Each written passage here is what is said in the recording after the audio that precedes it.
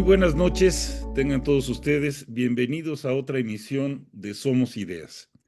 El día de hoy vamos a abordar un tema que ha conmocionado la opinión pública, que es el arresto y lo ha conmocionado por lo que significa, por el nivel de los implicados, por los montos que se empiezan a advertir, que tiene que ver con el huachicol. Y para desahogar este tema, para abordarlo, me acompañan dos especialistas, dos invitados de lujo. Está con nosotros Facundo Rosas. Él es excomisionado de la Policía Federal, trabajó muchos años en el CISEN, fue subsecretario de Seguridad Pública y un profundo conocedor de los temas de seguridad. Y también nos acompaña un viejo conocido, ya ha estado con nosotros en otra emisión de este programa, que es Guillermo Valdés, un amigo de hace muchos años, especialista en temas de seguridad nacional, fue director del CISEN entre 2007 y 2011, es autor del libro Historia del Narcotráfico en México y además actualmente es socio de GEA, Grupo de Economistas y Asociados. Muchísimas gracias, Facundo, Guillermo, por aceptar la invitación a esta emisión. Sean bienvenidos. Y a ver, creo que lo que tendríamos que empezar o lo que propongo que empecemos es, ¿qué es el huachicol? ¿Qué es esto del huachicol fiscal que no es lo que conocíamos como la ordeña? En fin, ¿cómo ha evolucionado? ¿De qué tamaño es el problema o se puede estimar que sea el problema? En fin, yo me acuerdo de más joven, el huachicol estaba asociado a eso, a ordeñar ductos y a la venta de tambos de gasolina a la orilla de las carreteras y en algunas regiones muy particulares. Pareciera que el problema ha evolucionado de otra manera y me gustaría que nos ayudaran a situar exactamente en qué consiste el huachicol y cómo ha evolucionado.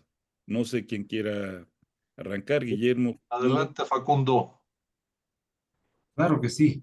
El término huachicol es una cuestión coloquial, Ujú. es una cuestión un tanto construida a través de los últimos años con culturas de diversa índole.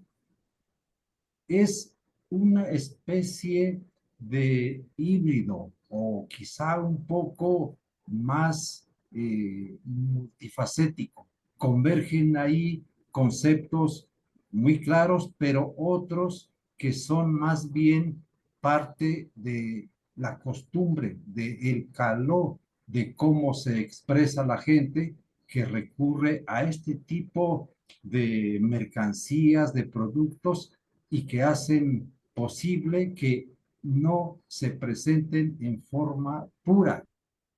De hecho, es un término muy singular porque el huachicol es una mezcla de muchos productos que no están debidamente balanceados, no están acabados y que en el fondo pueden dañar una maquinaria, un equipo.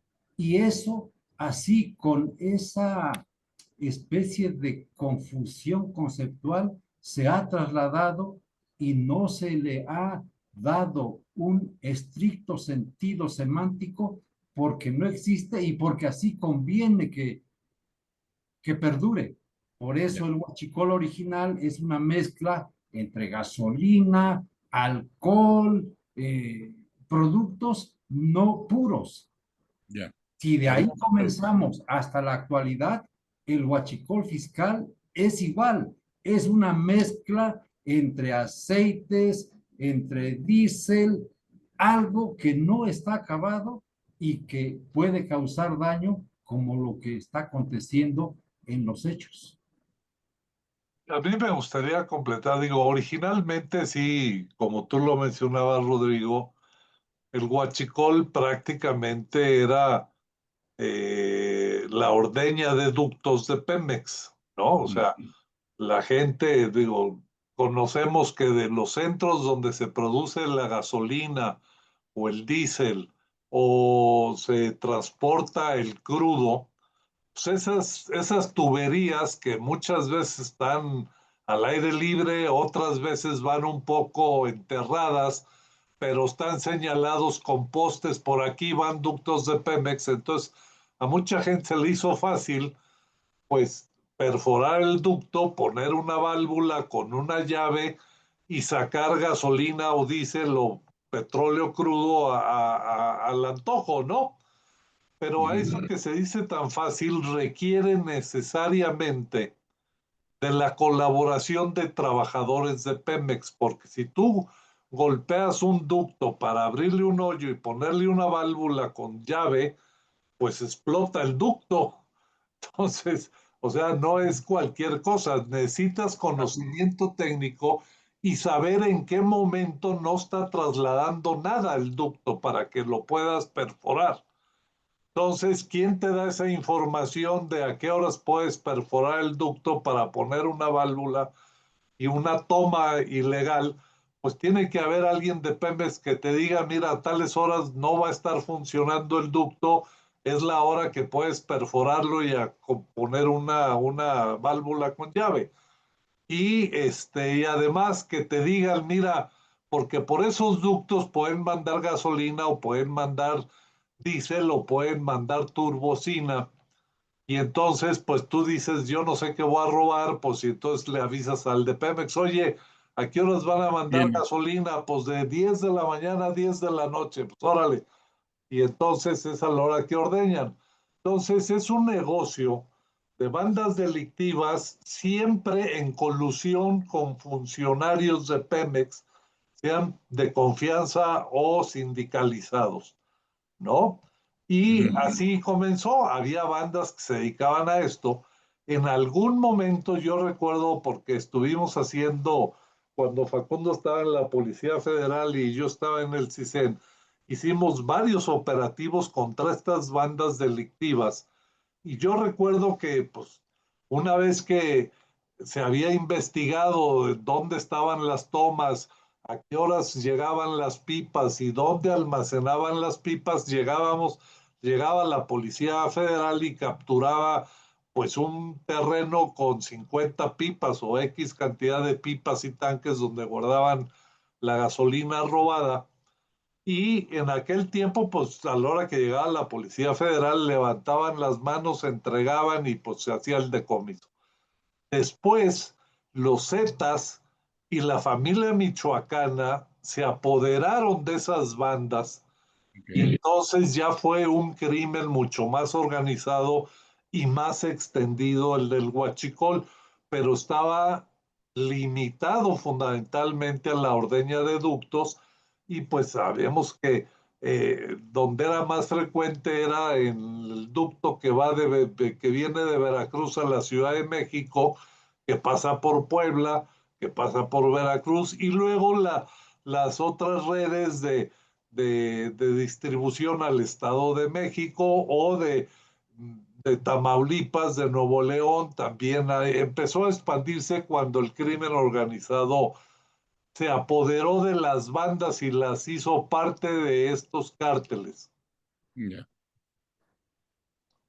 No sé si después hay otro nivel que es el robo de crudo, en donde el petróleo que extraen de los pozos se lo roban y lo llevan a una refinería clandestina y transforman el crudo en diésel o en gasolina. Y ahí, pues bueno, como esas refinerías son clandestinas y muy improvisadas, son, como dice Facundo, combustibles mezclados muy peligrosos que no son puros, que tienen muchas mezclas raras y están muy contaminados y que dañan a los coches y a los camiones y a la maquinaria a la que le meten esos combustibles, ¿no?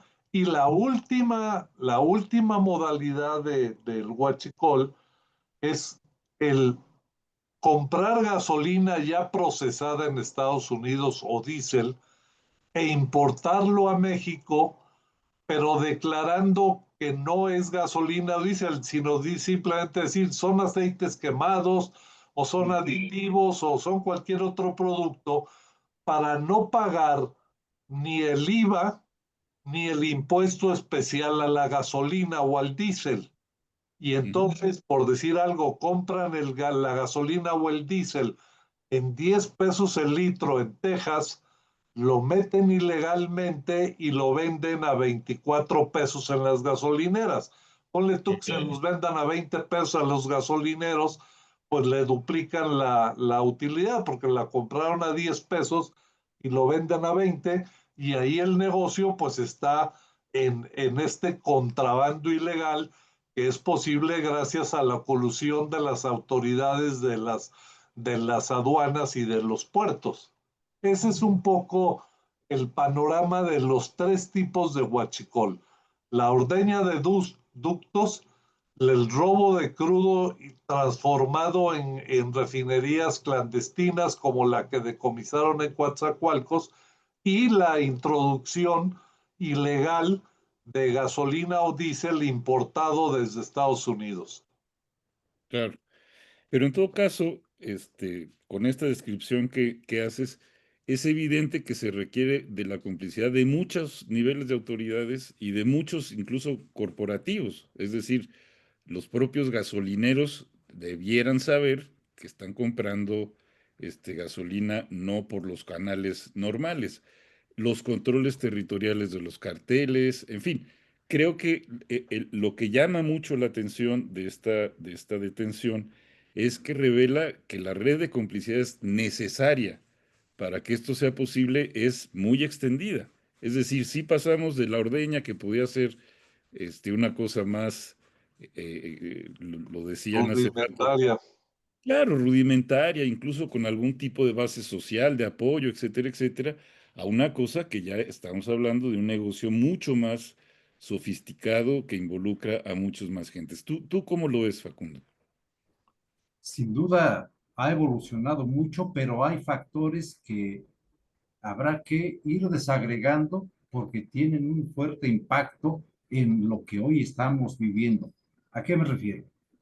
Estos cambios en la ley a partir del sexenio en que estuvo al frente de la presidencia Enrique Peña Nieto, esta apertura para que particulares pudieran importar gasolina abrió una ventana para que este fenómeno del huachicol evolucionara hasta lo que hoy conocemos y que hoy tiene en una suerte de crisis al gobierno federal. Antes todo era a través de Pemex. A través de Pemex se refinaba, se importaba y era un control, digamos, más estricto. Cuando viene esta apertura, ya particulares pueden importar grandes volúmenes de combustible y lo puede vender incluso con sus marcas, con lo que ahora vemos en las carreteras, diferentes empresas que dan este servicio. Antes no, por eso se recurría a la ordeña de los ductos. Ahora, con estas ventajas que existen, con estos servidores públicos que no estaban capacitados para esa función, la están asumiendo. Bueno, ahí se presenta todavía un factor adicional a la posibilidad de importar combustibles bajo un arancel diferente. Se le agregaría esta incursión de servidores públicos que no tienen la experiencia ni siquiera lo más básico para hacerse cargo de la administración, de la operación y de la supervisión de este tipo de combustibles. Entonces, lo hace más complejo y al hacerlo más complejo, pues la ganancia es mayor. Antes, quien se robaba que digamos, un tambo de 200 litros en la carretera o en el ducto que va sobre la carretera, pues ese era su negocio, su rentabilidad era alta, pero el volumen era bajo. Hoy mover un buque con 20 millones de litros, pues el negocio se hace exponencial y finalmente ahí es donde participa la delincuencia mayor, como lo menciona Guillermo. Los grupos que ya tienen estructura, que tienen una válgase el término, una visión de negocio, pues se apoderan de los grupos pequeños, los insertan en su estrategia y se van a hacer un negocio con máximas ganancias. Entonces, en ese momento estamos ahorita atravesando.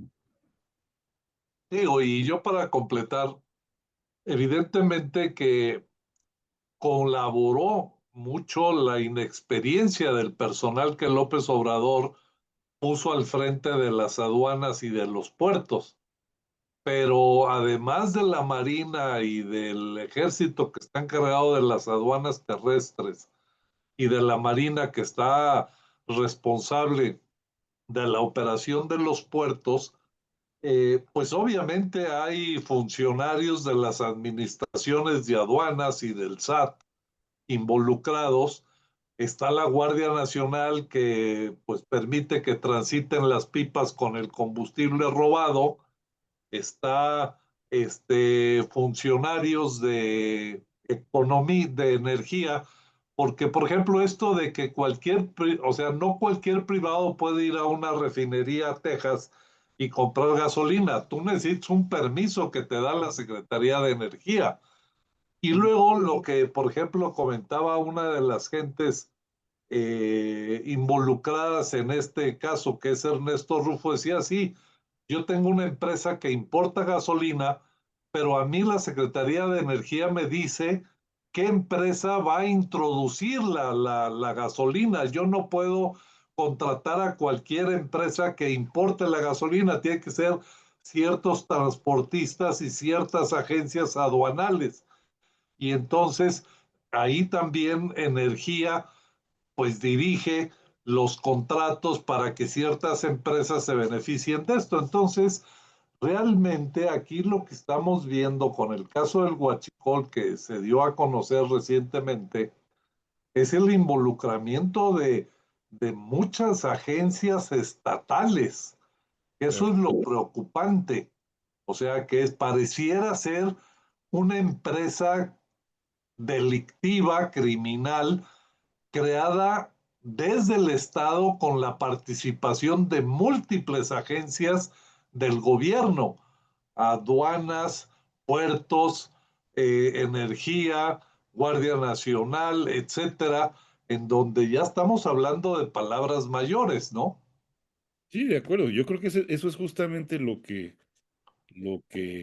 es muy revelador de este caso, porque, a ver, lo decían al principio, cuando solo era Ordeña, también existía complicidad, por lo menos de Pemex y del sindicato. Es decir, en el centro del Huachicol siempre ha estado Pemex, pero en este nuevo formato, digamos, de Huachicol, está el Ejército, está la Marina, está el SAT, está la UIF, es decir, hay muchos actores, como bien señalas, Guillermo, que no puede ser que no hayan percibido lo que estaba ocurriendo.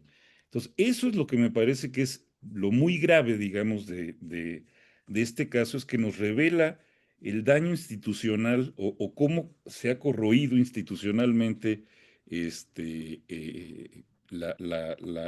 crimen, ¿no? Este, y sí me parece que estamos, no sé si estén de acuerdo conmigo, frente a un evento que sí revela un daño institucional sin precedentes. Es decir, como estaba sugiriendo Guillermo, es una empresa criminal auspiciada, propiciada, consentida desde el Estado. Es imposible que no haya habido capacidad de advertir lo que estaba ocurriendo, sí, por los montos, por los volúmenes, por etcétera, etcétera, ¿no? No sé si estén de acuerdo. Adelante, Facundo. Totalmente de acuerdo. Totalmente de acuerdo. Para que se lleve a cabo, para que crezca un fenómeno delictivo, se requieren varios componentes. Yo identifico, en mi experiencia, tres. El primero son los mercados ilícitos. En este caso, el mercado ilícito de los combustibles. Llámese diésel, gasolina de cualquier tipo, bocina o cualquier otro derivado. El segundo componente es la logística delictiva, la que hace posible llevar esta mercancía desde donde se produce, se procesa, se sintetiza hasta el consumidor final. Para eso se requieren vehículos, comunicaciones y armas de fuego. Pero viene el tercer componente, es la debilidad institucional, llámese de otra forma, deterioro, y complementándose con la protección institucional en estos tres niveles. Uno, que esté débil. Dos, que esté pues con muchas deficiencias en cuanto a su capacitación, a su función, y complementándose con la protección. Y la protección solo es posible cuando recibe a cambio una ganancia. Si estos tres componentes, mercado ilícito, logística delictiva y el deterioro o protección institucional, no funciona el delito. Si quitas una, deja de existir. Si quitas el mercado ilícito, no hay delito. Si quitas la logística delictiva, tampoco.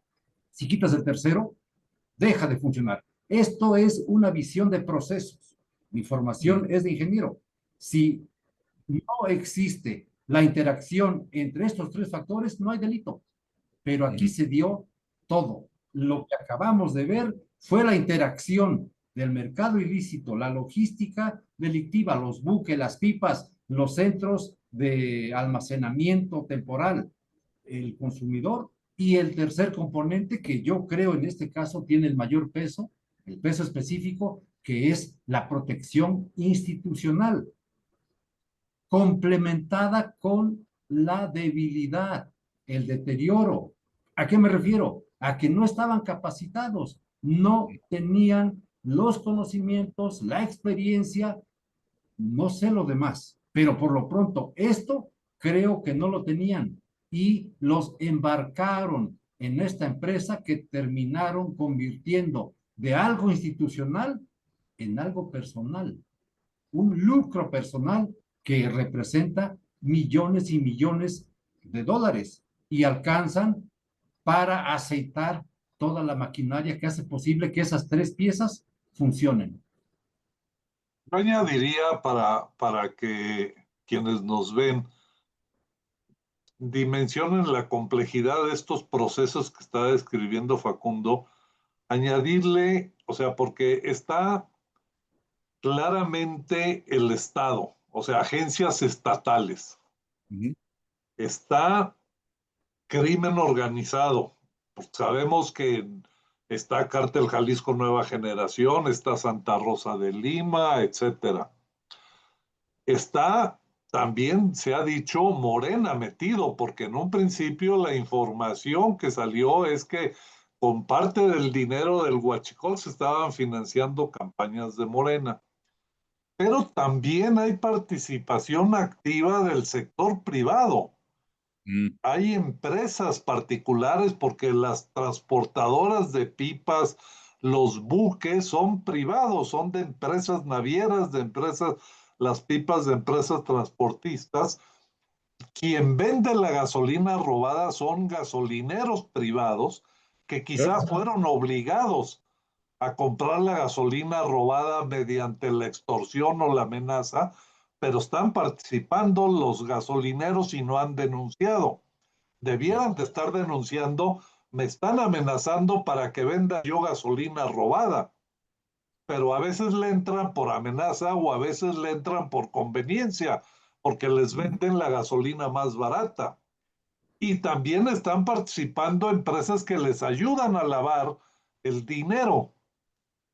Entonces estamos frente a un fenómeno criminal inédito, porque es la participación del crimen organizado, la participación del Estado y la participación de empresas privadas, y lo cual requiere ya toda una estrategia corporativa, empresarial, y esta participación privada es binacional, son empresas extranjeras de Estados Unidos y de México. Entonces, Estamos hablando de una gran corporación criminal de otras dimensiones, de sector privado, sector público, sector criminal y hasta partido político. Entonces, y lo que hace que haya esta conjunción de intereses y de actores en este negocio es por el monto. Según Hacienda, el daño que se hace al fisco asciende a cientos, dicen 170,000 millones de pesos. Pero hay un estudio que hizo el ex rector de la UNAM, Francisco Barnés, que estuvo revisando todas las cifras con información oficial, tanto de Pemex, de cuántas pérdidas tenía en los ductos por la ordeña, de cuánta gasolina importada había entrado, de cuánto de impuesto dejó de pagarse por IVA, por el impuesto especial a la gasolina, etcétera. Y el rector, Francisco Barnés, ex rector, estimó el daño económico tanto a Pemex por la gasolina robada, etcétera, como a Hacienda por los impuestos no pagados en 500,000 millones de pesos en los 5 años, en los 6 años, perdón, del sexenio de López Obrador. Estamos hablando de una cantidad insólita. O sea, Claro. el fraude más grande de corrupción que conocíamos era Segalmex, que lo estiman entre 15 y 20 mil millones de pesos. Aquí estamos hablando de 500,000 millones, es decir, 25 veces más. Y estaba viendo yo los datos del presupuesto que acaba de anunciar Hacienda y las pensiones para los 14 millones de adultos mayores que reciben sus 6,000 pesos bimestrales, es decir, 6 por 12, son 72,000 pesos al año, reciben 14 millones. Hagan de cuenta, y eso suma en el presupuesto federal 495,000 millones de pesos. Es decir, que el dinero que dejó de dar el Estado en el sexenio de López Obrador por todas las modalidades de huachicol sumó el equivalente a lo que reciben 14 millones de mexicanos durante un año por sus pensiones. Es como robarles a esos 14 millones de adultos mayores todo su dinero de un año, ¿no? O sea, es una salvajada lo que ha pasado con el huachicol. Claro.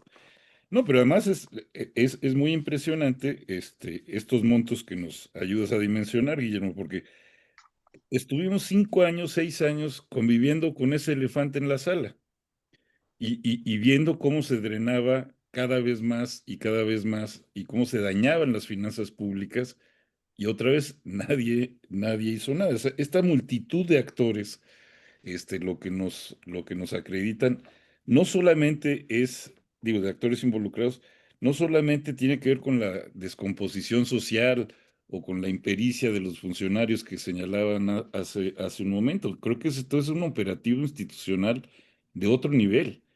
Y un poco creo que, a ver, repasando cómo llegamos a esto.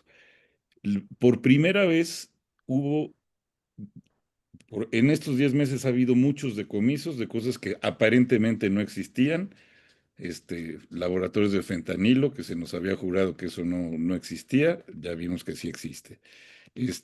Decomiso de huachicol, que se nos había dicho que ya había terminado y ya vimos que no ha terminado.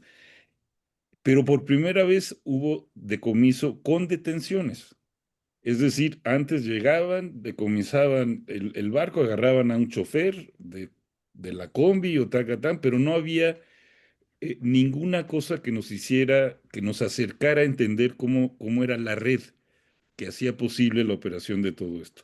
No creo que hayamos terminado de entender la red. Yo creo que hay, tú lo decías el otro día en otra ocasión, que faltan las escaleras para arriba. Es decir, no creo que el vicealmirante sea el último, el dueño del negocio, ni mucho menos. Pero ya es un nivel que ya nos llama mucho la atención, es decir, y que ya nos empieza a describir, como lo han señalado muy bien ustedes, quiénes son los involucrados, cómo es posible que este negocio exista, etcétera, etcétera. Y sí creo que va de nuevo, es una cosa absolutamente inédita, ¿no? Creo que es bastante, bueno, y con el otro hecho de que es un primer decomiso con detenciones y la cantidad de muertes relacionadas en condiciones por lo menos poco claras, no solo, no solo antes, sino después de la detención del contraalmirante, pues hablan de que esta es una madeja que todavía tiene mucho hilo para entenderle, ¿no? ¿Cómo la ves, Facundo? Rodrigo, señalaste algo muy fácil de asimilar, el elefante en la sala. Ujú. Lo que creo que ese elefante creció hasta el tamaño de un buque y el buque era inevitable no verlo. Yo tengo mis dudas de que el aseguramiento de ese primer buque haya sido producto de investigación. Yo creo que fue coyuntural, fortuito, fue algo flagrante. Y a partir de ahí se construyó esto que es el ABC de la investigación, de la inteligencia, en buscar la trazabilidad de cómo llegó, quién lo contrató, y así se escaló hasta este primer nivel donde se encuentra ahora la investigación. Por mi experiencia, por lo que me ha tocado ver, desde los niveles más básicos hasta los más complejos, no creo que ese aseguramiento haya sido producto de la investigación. Fue algo coyuntural y no les quedó de otra que seguirle buscando, porque era obvio que no solo fue el primer buque, vinieron otros más en otras entidades del país, en otros puertos, y ya no se podían esconder los elefantes buque, ¿no? Entonces, yo creo que obligadamente tuvieron que despejar las incógnitas y llegar a estos niveles. Un oficial de la Marina es teniente, pero un capitán en la Marina ya no es un oficial, es un jefe, porque Claro. los tenientes ya son los almirantes. Entonces, creo que esta primera aproximación nos da una dimensión que todavía le falta mucho por conocer. Se habla de 200 personajes que pudieran estar en un pliego de consignación y que de ahí derivarán las órdenes de aprehensión, pero me temo que pueden ser más y que el escalón superior todavía se ve de lejos.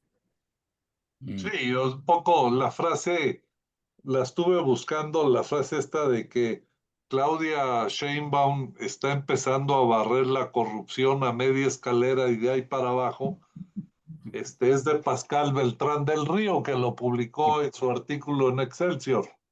Ujú. Y sí, porque pues realmente lo que hace falta, o sea, el vicealmirante detenido y su hermano prófugo, pues eran los que pagaban, recibían un dinero para que dejaran pasar los buques y la gasolina se distribuyera. Pero no sabemos y no creo que ellos sean los dueños de las empresas importadoras, las que iban y compraban los Claro. 50 millones de litros en la refinería X en Texas. Esos son los dueños, ¿no?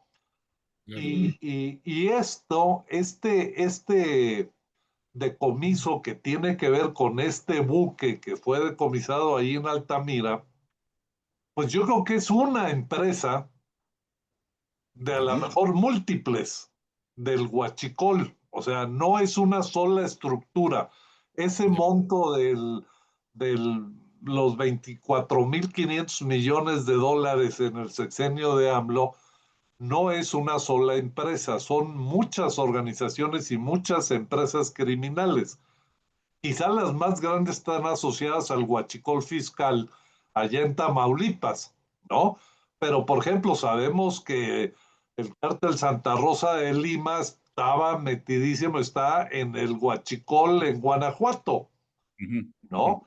Y que el cártel Jalisco Nueva Generación participa allá en Tamaulipas, pero también en Veracruz. Entonces, yo creo que la tarea que tiene enfrente la Secretaría de Seguridad Ciudadana es gigantesca. Primero, acabarnos de platicar y de describir esa empresa que ahorita sobre la que están investigando, quiénes eran los dueños, hacia arriba hasta dónde llegan, y si esa empresa, por ejemplo, está conectada o no con todo lo que también supimos del huachicol fiscal que manejaba Sergio Carmona en Tamaulipas, que estaba Ujú. vinculado con Américo Villarreal, con Mario Delgado, con el financiamiento a las campañas de Morena, y si eso también tiene pues más vínculos yo me acuerdo cuando estuvimos Facundo en Policía Federal y yo estaba en CISEN, desarticulamos una banda en Ujú. Tamaulipas que quien la dirigía era el líder de entonces del PRD. O sea que no es nuevo la vinculación entre partidos políticos y crimen organizado y el crimen organizado no respeta colores, se va con todos los partidos, ¿no? De Eso es clarísimo, o sea, no, Morena no tiene la exclusividad de asociarse con estos señores, ¿no?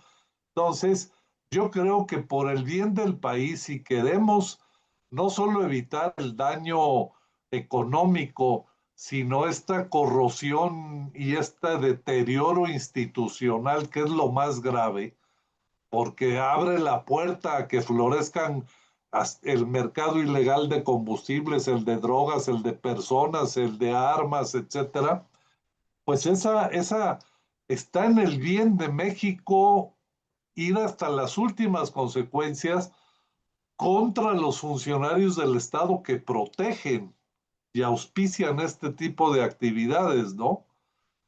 Porque si no, pues va a seguir la mata dando. Sí, claro, sí, claro. Pero además estamos perdiendo una joya de la corona, ¿no? La credibilidad que tenía la Marina como institución de seguridad era tal vez la más alta, por encima del ejército, y era a la que se le asignaban operativos más delicados, y era sobre la que se tenía, digo, estoy hablando de hace tiempo, ¿no? Sobre la que se tenía la mayor confianza. Entonces me parece que el daño a la credibilidad de esa institución, es una cosa que va a ser muy complicada de revertir si no nos cuentan la historia completa como bien han dicho. Es decir, lo que sabemos ahorita nada más nos está abriendo horizontes, pero no es, no tenemos todavía el panorama completo. Para recobrar credibilidad y como bien dicen, parar, digamos, esta descomposición en nuestras instituciones de seguridad, todavía nos hace falta un buen camino por andar, ¿no? Y en efecto, yo creo que el impacto político también es una cosa inédita, no solamente en términos de lo que revela de descomposición institucional, sino en términos de la necesidad de replantear la relación del dinero con la política. Esto parece que es insostenible. Bien señalabas, esto viene desde Sergio Carmona, bueno, no viene desde ahí. Ahí se empezó a visibilizar, digamos, este nuevo modelo de negocio o de manera de financiar las campañas políticas. Y como también se ha dicho bien, no es monopolio de un solo partido, pero está extendido ya en el mundo de los partidos y me parece que es urgente encontrar las maneras de cómo hacer para ir solucionando el asunto, ¿no? No sé cómo ves, Facundo. el primer paso para resolver este problema es reconocerlo. Claro, Creo que si nos movemos un poquito a otro ámbito, pues quien va a Alcohólicos Anónimos, el primer requisito es reconocer que tiene un problema de salud, ¿no? Igual aquí, pero si en vez de eso lo evades, si en vez de eso lanzas cortinas de humo, recurres a los eufemismos para no decir la verdad, pues eso es no tener la idea, la visión de resolver el problema. Pero yo creo que sí se puede. Primero reconociendo que existe y empezar a hacer de manera quirúrgica los desprendimientos, las intervenciones, porque de otra forma, pues esto se va a ir expandiendo. Va a mm, llegar el momento en que va a permear pues toda la actividad económica.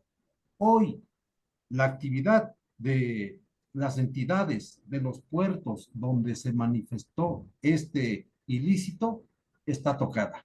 Igual que con el caso de las instituciones. La Marina está tocada. Si en este momento tú buscas la mejor frase, la mejor maroma semántica para decir que no es cierto o que solo eran dos o tres y que lo demás todo es limpio y puro, creo que estás renunciando a la posibilidad en tiempo de hacer una limpieza a fondo. Y no es solamente separar personas, es revisar procesos, revisar funciones, atribuciones y dejarse ayudar.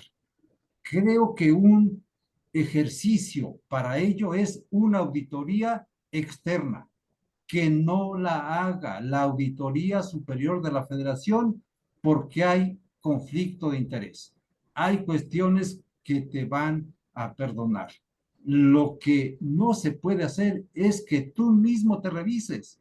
Volteemos tantito qué pasó en la línea 12. Vino la empresa noruega, hizo su ejercicio, pero como quien le pagó fue el mismo gobierno que era el que iba a salir afectado, pues finalmente no pasó nada. Aquí la máxima es, no hay novias feas ni hijos malos.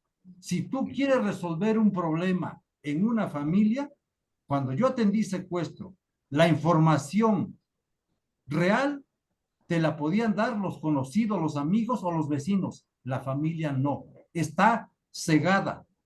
claro. Tiene barreras que le impiden ver la realidad. Entonces, como institución, si tú te auditas solita, no vas a encontrar la realidad. Si tú buscas una auditoría, una revisión de tus procesos, tus funciones, tus responsabilidades en la Auditoría Superior de la Federación, tampoco es suficiente. Está sesgada. Tiene que ser alguien externo que te ayude para que te des cuenta que estás mal y comenzar por ahí a limpiar la casa. No importa el escalón que sea.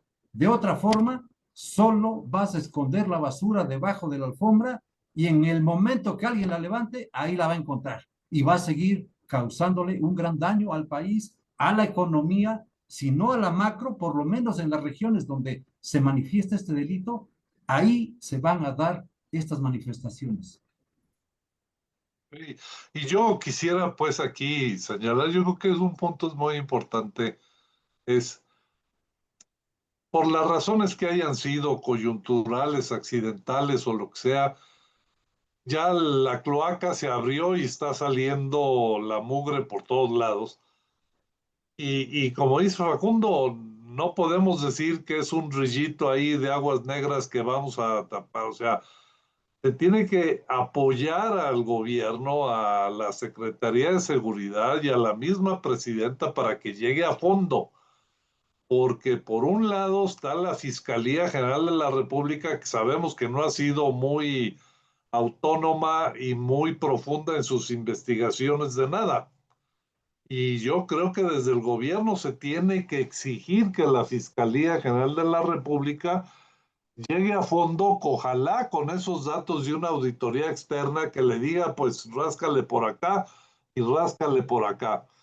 Pero además de este apoyo al gobierno y a la Secretaría de Seguridad Pública para que vayan a fondo, yo creo que es importante que se abra un debate en serio entre los presidentes de los partidos para ver qué tienen que hacer, qué mecanismo, cómo pueden colaborar ellos para impedir este vínculo entre crimen organizado y la política, ¿no? Porque pues muchas veces los partidos políticos, por sus ganas de tener al candidato más popular o a X candidato, aceptan a una gente vinculada al crimen organizado o reciben dinero para sus campañas o saben que el narco es el más popular que les puede ayudar a arrimar votos y entonces recurren a ellos, ¿no? Y yo creo que también los partidos tienen responsabilidad y tendrían que hacer algo para contribuir desde lo que ellos les toca, pues blindarse. A final de cuentas, ahorita le está estallando a Morena, pero le han estallado a todos los partidos la vinculación con el crimen organizado.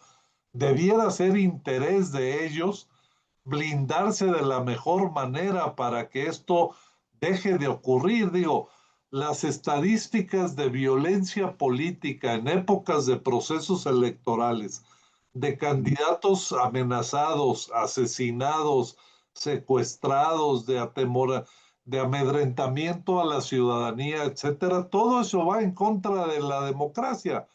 Entonces yo creo que los partidos también deberían de estar involucrándose en el tema y contribuyendo a decir, tenemos que blindar a los partidos de esta vinculación criminal, ¿no? Entonces, yo también le apuntaría el dedo a que los señores, pues, no se hagan tontos y cuando menos entre ellos digan y propongan tareas para blindarse.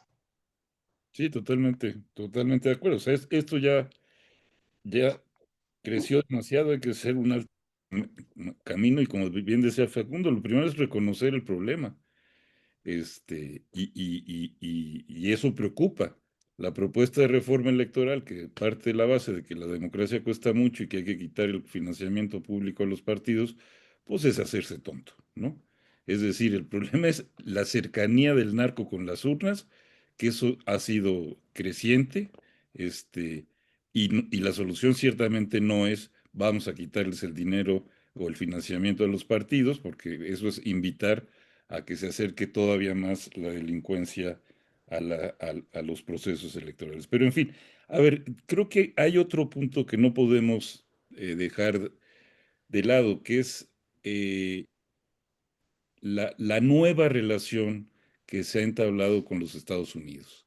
Es decir, las presiones, la entrega de narcos, la visita del secretario de Estado, que parece estar detrás de muchas de estas revelaciones. Por supuesto, no lo sabemos, no lo podemos establecer, pero por lo menos sí creo que hay una relación distinta de Estados Unidos con México en estos temas de seguridad.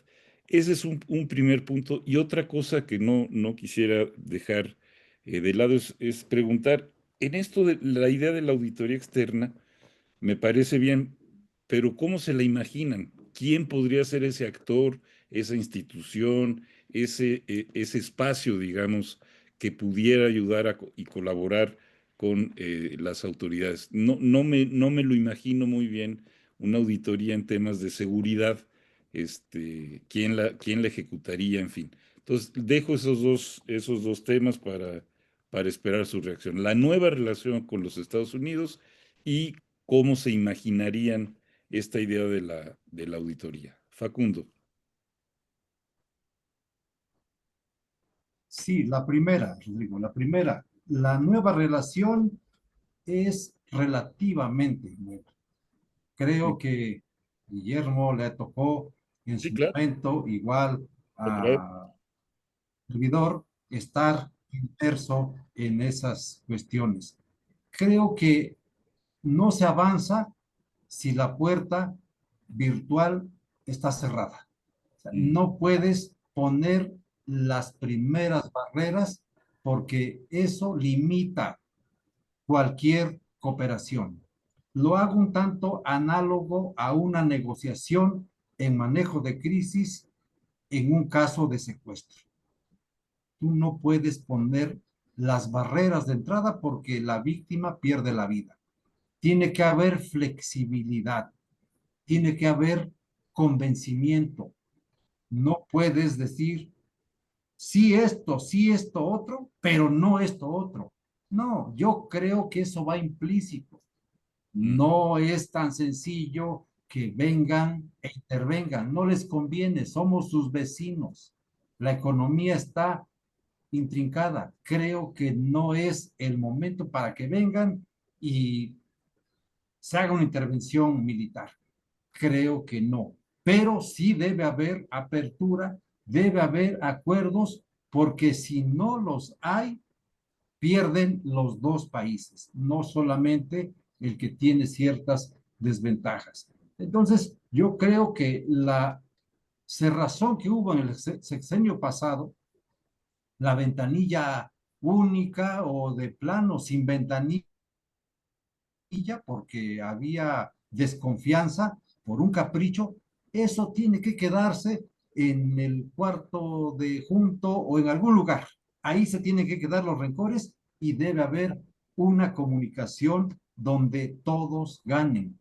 Ahora, menos mal que conocen el estilo del presidente Trump y el de Marco Rubio. Son diferentes en algún sentido y habrá que negociar con los dos. Pero yo creo que no es tan nueva, tampoco es con lo que se inició hace décadas. ¿Hay un avance? Sí. ¿Hay que abrir las puertas virtuales? Creo que sí. No cerrarse. De otra forma, se pierde la oportunidad que puede significar un mayor avance y que la economía mexicana ya no dependa de los mercados ilícitos, en particular el de la droga. Eso de enredarse en la bandera creo que no alcanza, o por lo menos no es el camino que mejor aporta. El segundo, Rodrigo. Hay un ejemplo. Hace un momento lo quería plantear, pero ahorita ya lo recordé y lo tengo anotado. Hay dos grandes compañías que construyen aviones a nivel mundial, una en Europa y una en Estados Unidos. La de Europa, sus auditorías, sus certificaciones las hace un tercero. La de los Estados Unidos la hacen ellos mismos. Me refiero a Boeing. Boeing tiene la capacidad para certificar sus aeronaves y sus procesos, y se le han caído muchos. Airbus en Europa lo audita un tercero y tiene menos problemas técnicos. Eso quiere decir que si tú solito revisas tus procesos y tú te auditas, vas a tener la manita blanda para cuando encuentres tus problemas, el otro no. Entonces, ¿quiénes pueden ser los que ayuden a nuestro país? Creo que puede ser alguien en Europa, no sé si alguien que dependa de la Comisión Europea o alguna instancia que no sea la ONU. La ONU está muy desgastada y para estos temas de seguridad, pues se limita a la ONU-DC, se limita a la ACNUR, a modelos ya superados. Se requiere algo más fresco. Se me hace que eso puede estar en Europa, no por aquí cerca. Bueno, mira, sobre lo de la relación con Estados Unidos, yo creo que hay que partir del hecho de que el problema del crimen organizado y del narcotráfico es un problema que atañe a México y Estados Unidos y que es absurdo y contraproducente que no se trabaje con de manera coordinada los dos países para enfrentar un problema común, ¿no? Ese es el supuesto básico. El tema es que colaborar cuando hay una historia larga y terrible de desconfianza entre los dos países. Estados Unidos es el país más poderoso que tradicionalmente ha asumido posiciones unilaterales para imponer a los gobiernos de países débiles de América Latina sus condiciones en la materia de seguridad. O sea, recordemos, hubo una época en que Estados Unidos certificaba si los países de América Latina nos portábamos bien en materia de narcotráfico y cada año nos calificaba y si no pasabas te imponían sanciones, etcétera.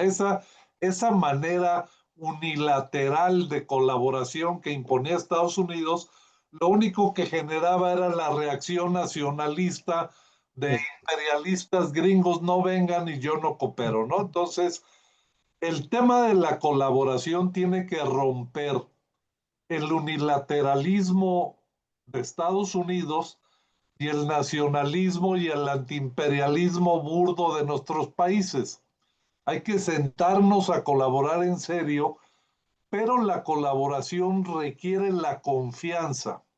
Si no hay confianza, nos podemos sentar y decimos que estamos de acuerdo y hacemos pronunciamientos generales que nunca se van a cumplir porque no tenemos confianza para en la práctica ponernos a trabajar juntos.